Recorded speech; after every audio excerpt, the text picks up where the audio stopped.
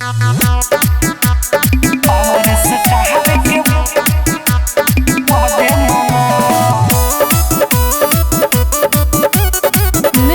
by Mukesh Singh।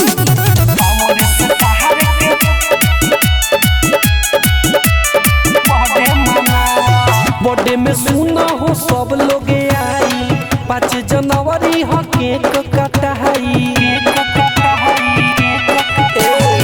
Birthday में सुना हो सब लोग आई, 5 जनवरी हो केक कटाई।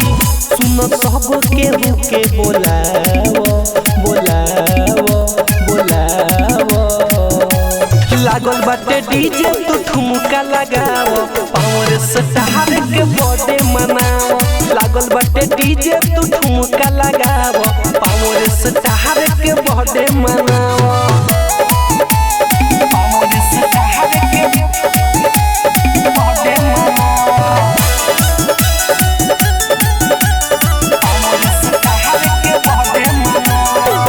भोजपुरी इंडस्ट्री के हवन भैया से रहो, बड़े बड़े लोग भइल इनका आगे ढेर हो, इनका आगे ढेर हो। भोजपुरी इंडस्ट्री के हवन भैया से रहो, बड़े बड़े लोग भइल इनका आगे ढेर हो, ढेर हो। गाना लॉलीपॉप वाला बजाओ बजाओ बजाओ,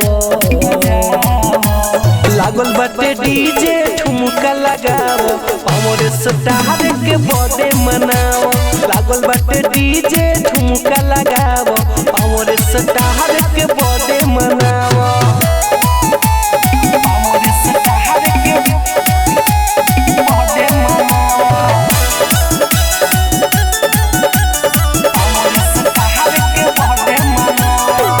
गावता रे गाना रामू बजा के हारमोनिया, खुशी से झूमिया जू सुना पूरा दुनिया, सुना पूरा दुनिया।